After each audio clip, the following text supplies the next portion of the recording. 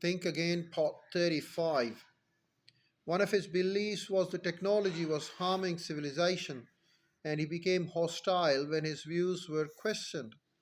Lawful went to become an academic, and when he penned his magnum opus, it was clear that he hadn't changed his mind. His concerns about technology had only intensified. The Industrial Revolution and its consequences have been a disaster for human race.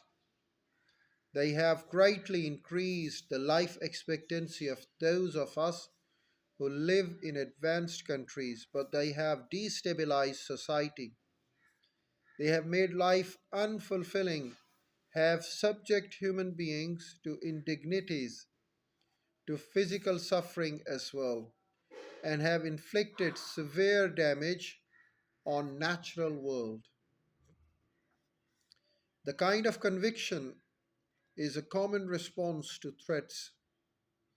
Neuroscientists find that when our core beliefs are challenged, it can trigger the amygdala and the primitive lizard brain that breezes right past cool rationality and activates a hot fight on flight response.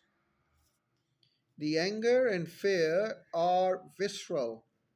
It feels as if we've been punched in the mind. The totalitarian ego comes to rescue with mental armor. We become preachers or prosecutors, striving to convert or condemn the unenlightened. Presented with someone else's argument, we are quite adept at spotting the weaknesses. Journalist Elizabeth Kolbart writes, the positions we're blind about our own.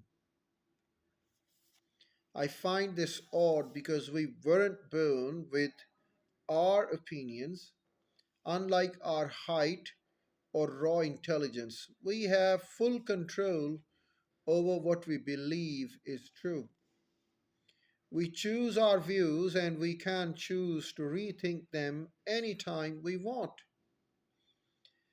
This should be a familiar task because we have a lifetime of evidence that we're wrong on a regular basis. I was sure I would finish a draft of this chapter by Friday. I was certain the cereal with toucan on the box was Fruit Loops, but I just noticed that the box says Fruit Loops. I was sure I put the milk back in the fridge last night, but strangely it's sitting on the counter this morning because I make mistakes and I admit those mistakes. The inner dictator manages to prevail by activating an outconfidence cycle. First, our wrong opinions are shielded in filter bubbles where we feel pride when we see only information that supports our convictions.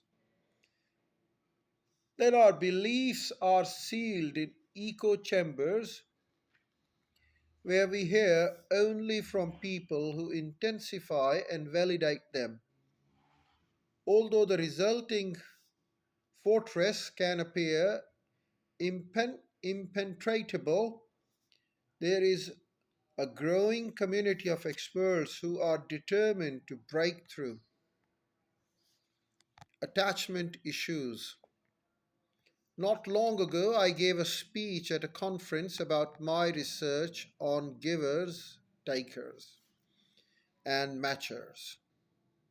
On givers, takers, and matchers. I was studying whether generous, selfish, or fair people were more productive in jobs like sales and engineering.